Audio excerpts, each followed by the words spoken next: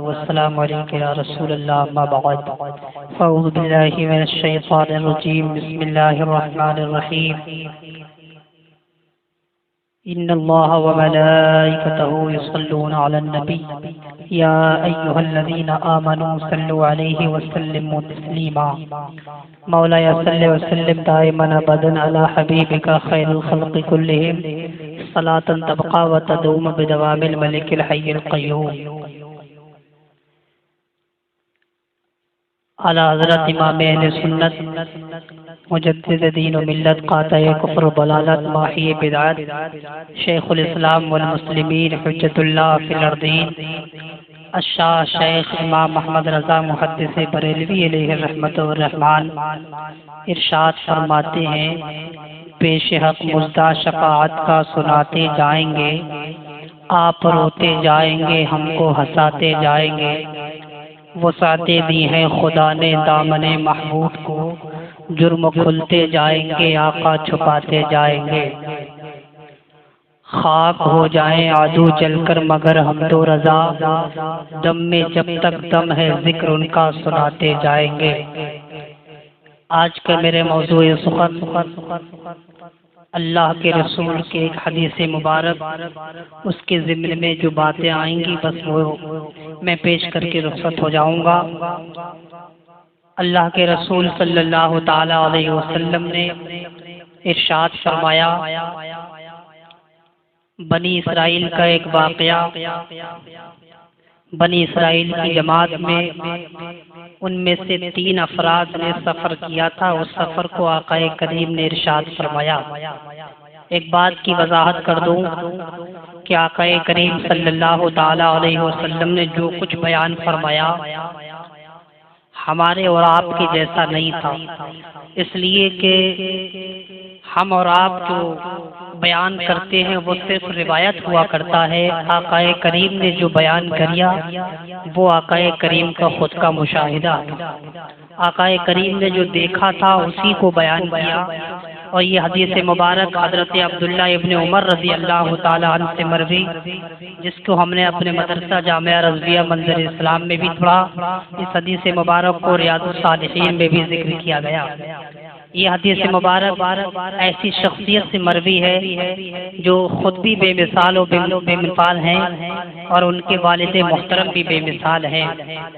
حضرت عبداللہ ابن عمر، یہ کون عبداللہ ابن عمر ہیں؟ یہ وہ عبداللہ ابن عمر ہیں کہ حضرت ان کے عظیم باپ حضرت عمر فاروق اعظم نے ان سے منع کر دیا تھا، بیٹا خلیفہ نہ بننا۔ اس کی ایک وجہ تو یہ تھی کہ خلیفہ اس لیے نہ بننا کہ کہیں خلافت موروثی نہ بننے پائے، کہ باپ کے بعد بیٹا ہی تخت نشین ہونا چاہیے۔ اور ایک سب سے اہم اور امپورٹنٹ وجہ یہ تھی کہ حضرت عمر رضی اللہ تعالی عنہ نے ارشاد فرمایا تھا، بیٹا یہ جو حدیث کا کام آپ سے چل رہا ہے یہ آنے والی نسل تک آپ کے ذریعے یہ احادیث مصطفیٰ پہنچتی رہے، اس لیے حضرت عبداللہ خلیفہ نہیں بنے اور حدیث مبارک کو انہوں نے حدیث مبارک کا کام کیا۔ انہی سے یہ حدیث مبارک مروی، بنی اسرائیل کے اندر 3 لوگ تھے جنہوں نے سفر کا ارادہ کیا۔ سفر کا ارادہ کرنے کے بعد تینوں اپنے گھر سے نکلتے ہیں، شام ہو جاتی ہے، جنگل میں پہنچتے ہیں۔ بنی اسرائیل کے اندر جب 3 شخص گزرے ہیں سفر کے لیے نکلے ہیں، نکلنے کے بعد آقا کریم ارشاد فرماتے ہیں، واقعہ بیان کرنے والی ذات کوئی ایسی ویسی ذات نہیں بلکہ وہ ذات جس کے لیے اللہ فرماتا ہے وَعَلَّمَكَ مَا لَمْ تَكُنْ تَعْلَمْ، اے محبوب ہم نے آپ کو وہ سکھا دیا جو آپ نہیں جانتے تھے، تمام سکھا دیا اور اتنا سکھایا آقا کریم ارشاد فرماتے ہیں آنے والی نسل کے اندر بلکہ قرب قیامت جو انسان نازل ہوں گے ان انسانوں کے بارے میں وہ کس گھوڑوں پر سوار ہو کر آئیں گے ان گھوڑوں کی نسل کو بھی میں پہچانتا ہوں، ان گھوڑوں کے رنگ کو بھی میں پہچانتا ہوں۔ اتنا سکھا دیا میرے اللہ نے اپنے حبیب کو۔ وہی ذات اس حدیث مبارک کو بیان کرتی ہے، ارشاد فرماتے ہیں آقا کریم تین لوگ جب گھر سے نکلتے ہیں، نکلنے کے بعد آقا کریم فرماتے ہیں پہاڑ کے اندر شام ہو جاتی ہے، پہاڑوں کے اندر رات ہو جاتی ہے۔ جیسے ہی رات ہوتی ہے ان لوگوں نے سوچا کہ اپنے سفر کو یہیں پر ختم کر دیا جائے، اپنے سفر کو یہیں پر منقطع کر دیا جائے، اپنے سفر کو یہیں پر روک دیا جائے۔ صبح ہونے کے بعد اپنے سفر کا پھر سے آغاز کریں گے، صبح ہونے پر اپنے سفر کو پھر سے شروع کریں گے۔ یہ آقا کریم نے ارشاد فرمایا تینوں لوگ ایک غار کے اندر پناہ لے لیتے ہیں۔ اسی وجہ سے اس حدیث پاک کو حدیث غار بھی کہا جاتا ہے۔ اب تینوں لوگ پناہ لینے کی نیت سے اس غار کے اندر تشریف لے گئے۔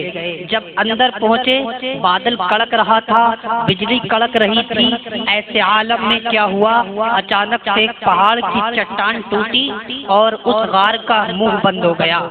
گویا کہ اب وہ زندہ درگور ہو گئے تھے، زندہ قبر میں دفن ہو گئے تھے۔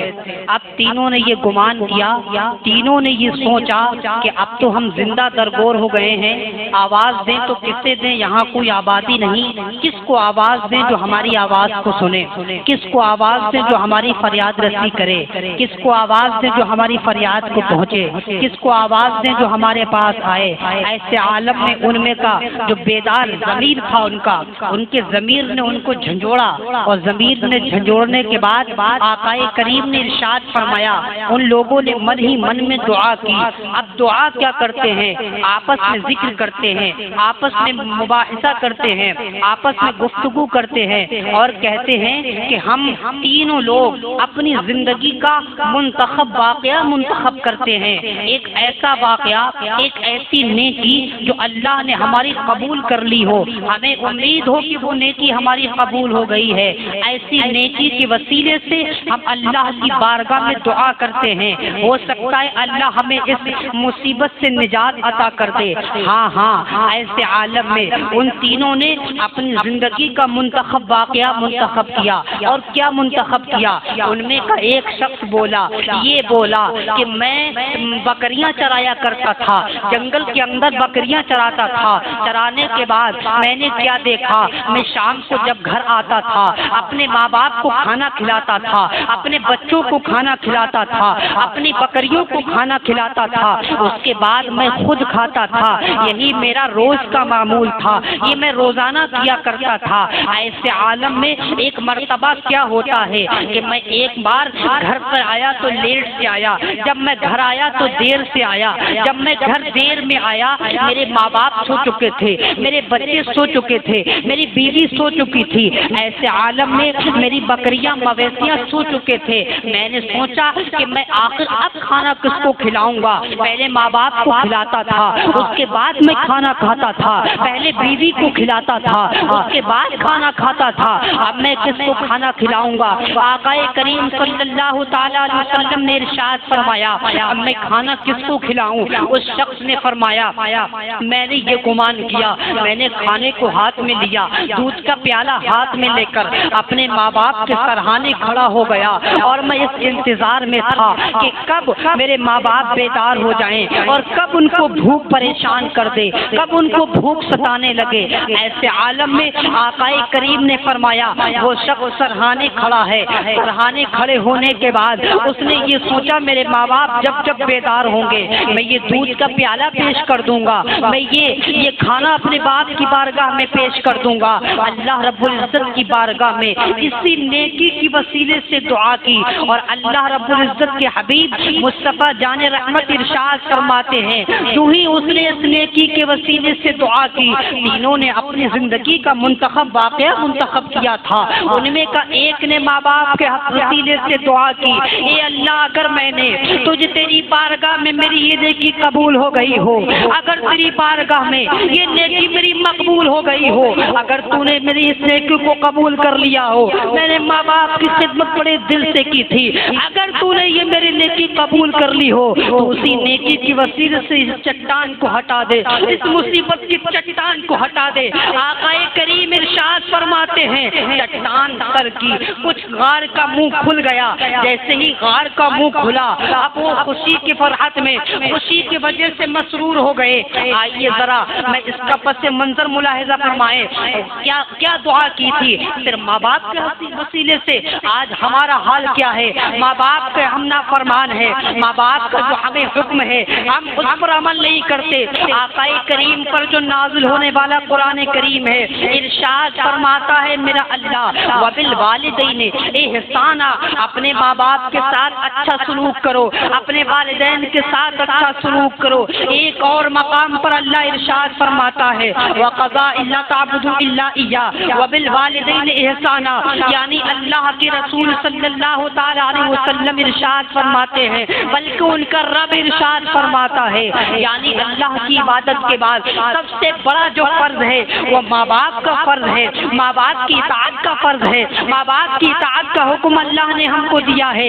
آئیے ذرا اسی پس منظر ملاحظہ کیجئے، میرے آقا ارشاد فرماتے ہیں، بلکہ خدا ارشاد فرماتا ہے اے لوگوں اپنے ماں باپ کے لیے ایسے دعا کیا کرو جیسے کہ تمہیں انہوں نے بچپن میں پالا ہے۔ رب ارحمہما کما ربیانی صغیرا، یہ رب اور رب ارحمہما کا مصدر ایک ہے، لیکن قرآن پاک کی فصاحت ملاحظہ کیجئے پیارے، قرآن پاک کی بلاغت ملاحظہ کیجئے پیارے، یہ رب ارحمہما کما ربیانی صغیرا، آقا کریم کا رب ارشاد فرماتا ہے کہ ایسے دعا کرو جیسے تمہیں بچپن میں انہوں نے پالا تھا، ایسے پالا تھا، خود کو وہ گیلے میں لٹاتے تھے لیکن تمہیں سوکھے میں لٹاتے تھے، کبھی تمہاری غلاظت کو وہ صاف کیا کرتے تھے۔ یہ ساری باتیں اس کے پس منظر آتی ہیں، لیکن میں ایک واقعے سے آپ کا تھوڑا تقریب ذہن تھوڑا قریب کرنا چاہتا ہوں۔ آقا کریم صلی اللہ تعالی علیہ وسلم نے کہ رب ارشاد فرماتا ہے اپنے رب کے لیے دعا کرو۔ دعا کرنے کا مقصد میں ان ماں باپ سے کہنا چاہوں گا تو ماں باپ اپنے بیٹے کو نافرمان بنانے میں ان کی ہیلپ کرتے ہیں، ان کی مدد کرتے ہیں، وہ کس انداز سے کرتے ہیں؟ اگر ماں باپ سن لے کان کھول کر، اگر وہ چاہیں کہ ان کی اولاد فرما بردار ہو جائے، اگر وہ چاہیں ان کی اولاد مطیع فرما بردار ہو جائے تو اپنے بیٹوں کو نمازی بنائے، اپنے بیٹوں کو حاجی بنائے، اس لیے کہ اللہ کے رسول نے ارشاد فرمایا اگر انسان چاہے کہ وہ اپنے بیٹے کو یہ سمجھائے کہ وہ ان کے لیے دعائیں مغفرت کیا کریں تو اپنے بیٹے کو نمازی بنا دیں، دن میں 1 بار نہیں، 2 بار نہیں، 3 بار نہیں، بلکہ 5 بار آپ کے لیے دعا کرے گا۔ وہ کس انداز میں دعا کرے گا؟ آقا کریم نے دعائے معصورہ کو نماز کا حصہ بنا دیا۔ ارشاد فرماتے ہیں ربنا اغفر لی ولوالدی وللمؤمنین یوم یقوم الحساب، اے ہمارے رب ہمارے ماں باپ کو بخش دے اور تمام مؤمنین کو بخش دے۔ کس دن بخش دے؟ یوم یقوم الحساب، جس دن حساب لیا جائے گا، جو دن حساب و کتاب کا ہوگا۔ کون سا دن؟ اس کے بارے میں قرآن کہتا ہے یوم یفر المرء من اخی وامہ وابی وصاحبتہ وبنی وفروا الی اللہ، اے لوگوں اس دن جس دن باپ بیٹے سے بھاگتا ہوگا، جس دن ماں بیٹی سے بھاگتی ہوگی، اس دن کے بارے میں آقا کریم ارشاد فرماتے ہیں آپ کا بچہ آپ کے لیے تب ہی دعا کر سکتا ہے جبکہ آپ کا بچہ نمازی ہو، جبکہ آپ کا بچہ نمازی ہو، جبکہ آپ کا بچہ اللہ کو یاد کرنا ہو۔ اور یاد رکھو ہمارے مذہب میں اصل مقصد جو ہے وہ صرف اللہ کو یاد کرنا ہے، اللہ کو یاد کرنا ہے۔ اگر ہم مسجد میں رہے اللہ ہمیں یاد نہیں رہا تو ہم اللہ والے نہیں، اللہ والے نہیں۔ اگر ہم بازار میں ہیں ہمیں اللہ یاد ہے تو ہم اللہ والے ہیں، اگر ہم بازار میں ہوتے ہوئے بھی اللہ یاد ہے تو ہم اللہ والے کہلائیں گے۔ بلکہ قرآن پاک تو یہ ارشاد فرماتا ہے کونوا ربانیین، اللہ والے ہو جاؤ۔ اب اس کا بتایا کہ اللہ والے کیسے ہو جاؤ، فرماتا ہے میرا رب تعلمون الکتاب وبما کنتم تدرسون، اللہ والے ایسے ہو جاؤ تم کتاب کا علم دو اور اس کا خوب خوب پرچار کرو، یعنی قرآن پاک کی تعلیم حاصل کرو اور قرآن پاک کو خوب خوب دوسروں کو پہنچاؤ۔ آقا کریم ارشاد فرماتے ہیں خیرکم من تعلم القرآن وعلمہ، تم میں سب سے بہتر وہ ہے جو قرآن سیکھے اور دوسروں کو سکھائے۔ ایک اور حدیث پاک میں آقا ارشاد فرماتے ہیں، الفاظ مختلف ہیں، آقا فرماتے ہیں افضلکم من تعلم القرآن وعلمہ، یعنی تم میں سب سے افضل وہ ہے جو قرآن سیکھے اور دوسروں کو سکھائے۔ اب ہمیں پتہ چلا اس نے ماں باپ کے وسیلے سے دعا کی تھی، اللہ نے مصیبت کی چٹان کو اس سے دور کر دیا۔ آقا کریم نے لفظ چٹان کا ذکر کیا ہے، لفظ چٹان میں وہ ساری مصیبتیں شامل ہیں جو پہاڑ کی طرح ہم پر ٹوٹ پڑتی ہیں۔ اگر آپ کے اوپر واقعی مصیبتیں ہیں تو آئیے اللہ کی طرف، پلٹیے اللہ کی طرف، دوڑو اللہ کی طرف، اس لیے کہ ایک والد محترم کی دعا کی برکت سے، ایک والدین کی دعا کی برکت سے جب ہم سے مصیبت یہ چٹان دور ہو سکتے ہیں تو ضرور ہم خوشیوں کی زندگی حاصل کر سکتے ہیں۔ والدین کی دعا سے، ان میں کا ایک شخص نے دعا کی والدین کی مرتبے سے، یاد رکھیں والدین کا مقام بہت اونچا ہے، والدین کا مرتبہ بہت اونچا ہے۔ باپ کے بارے میں تو یہاں فرمایا گیا، آقا کریم سے پوچھا مل حق الوالدین، والدین کا حق کیا ہے؟ آقا ارشاد فرماتے ہیں ہما جنتوں کا و ناروں کا، یعنی ماں باپ تیری جنت بھی ہے، ماں باپ تیری دوزخ بھی ہے، ماں باپ تیرا جہنم بھی ہے۔ صحابہ نے عرض کی یا رسول اللہ ایک ہی شخص جنت بھی ہو اور ایک ہی شخص دوزخ بھی ہو، یہ کیسے ہو سکتا ہے؟ آقا ارشاد فرماتے ہیں اگر والدین کی خدمت کر لے، اگر والدین کو راضی کر لے، اگر والدین کی اتباع کر لے تو تیری وہ یقیناً جنت ہو جائیں گے۔ اگر تو والدین کو ناراض کرتا ہے، اگر والدین تجھ سے ناراض ہیں تو والدین ہی تیرے لیے جہنم کا ذریعہ بن جائیں گے۔ ہاں ایک صحابی نے آقا سے پوچھا یا رسول اللہ میں نے اپنی معذور ماں کو جس کے پیر نہیں ہے، اس ماں کو میں نے صفا مروہ کی سعی کرائی ہے، کعبۃ المکرمہ کا طواف کرایا ہے، میں نے حج کے تمام ارکان ادا کرائے ہیں، کیا میں نے اپنی ماں کا حق ادا کر دیا؟ آقا کریم صلی اللہ تعالی علیہ وسلم ارشاد فرماتے ہیں نہیں تو نے اپنی ماں کا حق ادا نہیں کیا۔ صحابی نے عرض کی یا رسول اللہ میں نے اپنے کاندھے پر اپنی ماں معذور کو بٹھا کر پوری کعبۃ اللہ کا طواف کرایا ہے، صفا مروہ کی سعی کرائی ہے، میں نے حج کے تمام ارکان کو کیا ہے، لیکن کیا میرا یہ حق ادا نہیں ہوا؟ آقا کریم ارشاد فرماتے ہیں اپنی صحابی سے فرماتے ہیں اے صحابی تو اپنی ماں کے حق کی بات کرتا ہے، پیدائش کے وقت جو تیری ماں کو جھٹکے لگے تھے ان جھٹکوں میں سے ایک جھٹکے کا بھی حق ادا نہیں کیا ہے تو نے۔ صحابہ کرام کی آنکھوں میں آنسو آ گئے، ایک کا حق بھی نہ ادا کر سکے ہم۔ ہاں یہ ہماری ماں کا حق ہے۔ آج ہمارا حال کیا ہے؟ یہ حال اس کے جیسا ہے۔ میں آپ کو بتاؤں حال کیسا ہے؟ ماں کے ہم نافرمان ہیں۔ ماں کے تعلق سے تھوڑا سا سن لے، ایک بیٹا تھا، اس بیٹے کی ایک ماں تھی، وہ بیٹے کی ماں اپنے بچے کو اسکول میں لے جایا کرتی تھی، جیسے ہی اسکول میں لے جاتی تھی تو کبھی کبھی ایسا ہوتا ہے والدین اسکول میں پوچھنے کے لیے آ جاتے ہیں کہ ہمارا بچہ اچھا پڑھتا ہے یا نہیں پڑھتا ہے، ہمارا بچہ صحیح پڑھ رہا ہے یا نہیں پڑھ رہا ہے، ہمارا بچے کی کیفیت کیا ہے۔ ہاں اسی طریقے سے اس بچے کی ماں اسکول کے اس ٹیچر کے پاس پہنچتی ہے اور کہتی ہے کہ میرا بیٹے کی تعلیم کیسی چل رہی ہے۔ اس بچے کی ماں جو تھی وہ ایک آنکھ سے کانی تھی، اس کی ایک آنکھ نہیں تھی۔ آقا کریم صلی اللہ تعالی علیہ وسلم کے چاہنے والوں ذرا دل کے کانوں سے ماں کی عظمت سماعت کر لیں۔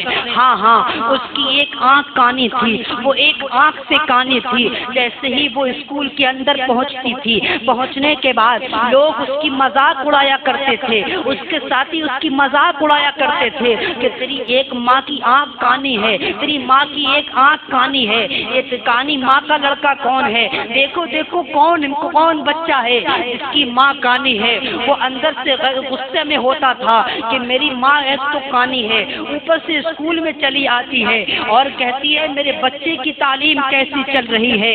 اتفاق سے کیا ہوا، وہ پڑھ لکھ کر بڑی ڈگری حاصل کرتا ہے، بڑا آدمی بن جاتا ہے۔ جیسے ہی بڑا آدمی بنتا ہے، بننے کے بعد اس نے ایک الگ اپنا پلاٹ خریدا۔ پلاٹ خریدنے کے بعد وہاں پر اپنی بلڈنگ بنائی اور ماں کو اولڈ ہاؤس میں چھوڑ کر اپنا گھر دوسرا آباد کر لیا، شادی کر لیتا ہے، اس کے بچے ہوتے ہیں۔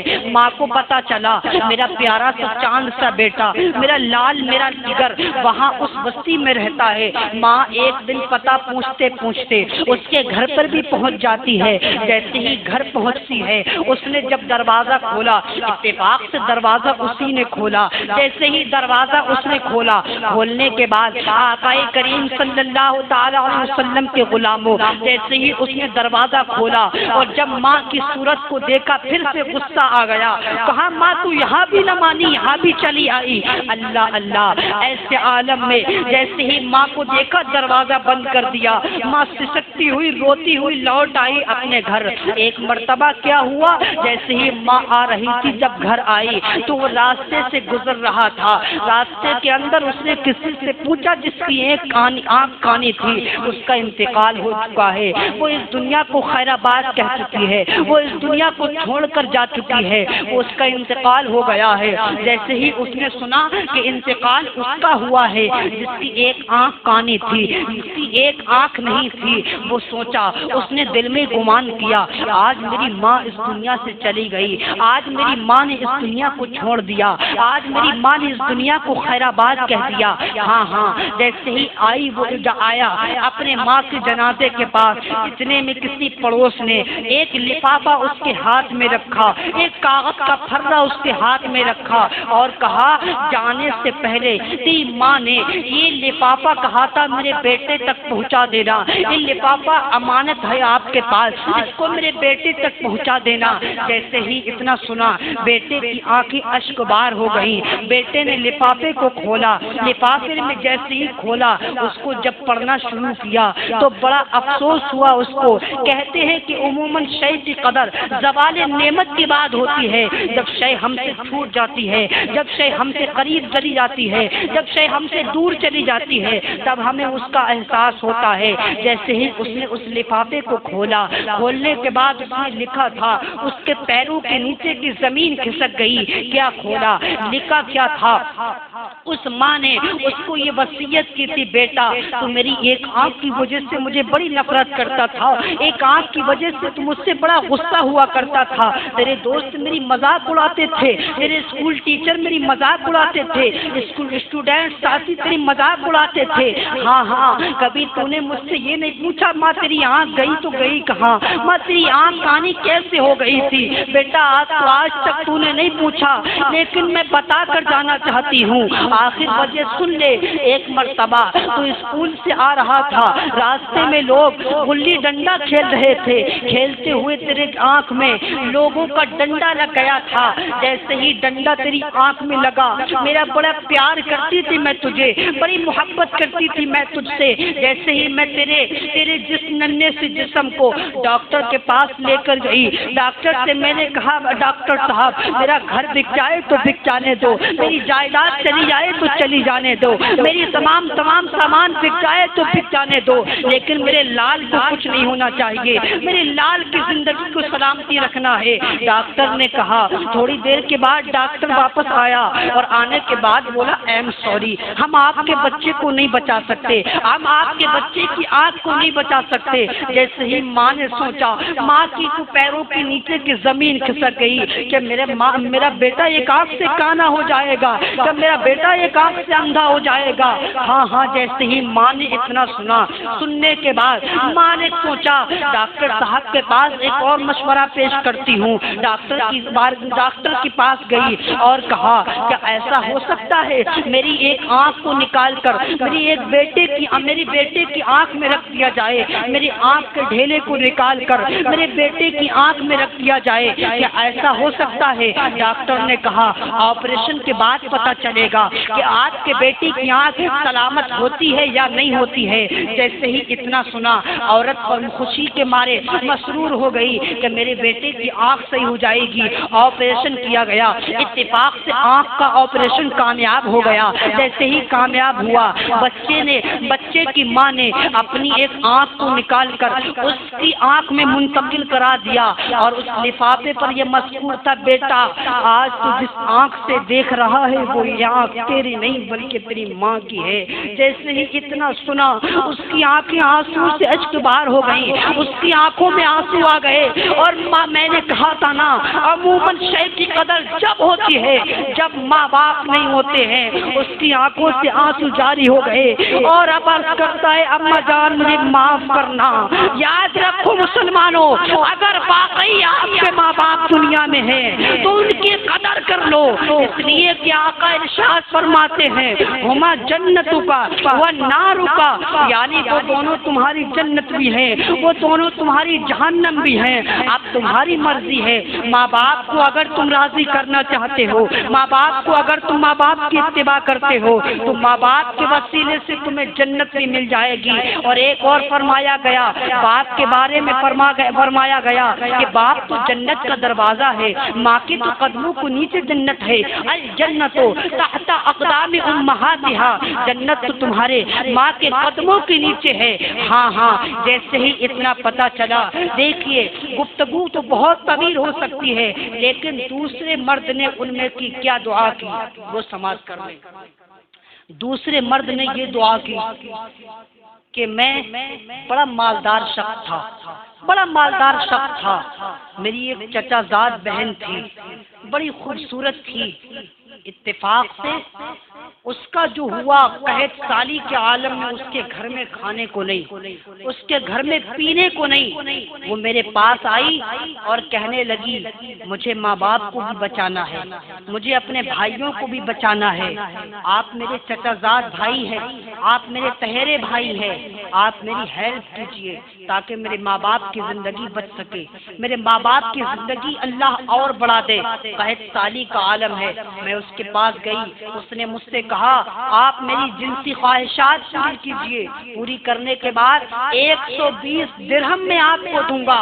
ہاں ہاں، جیسے ہی میں وہاں پہنچنے کے بعد میں نے دیکھا وہ ایک مرتبہ آئی لوٹ کر چلی گئی۔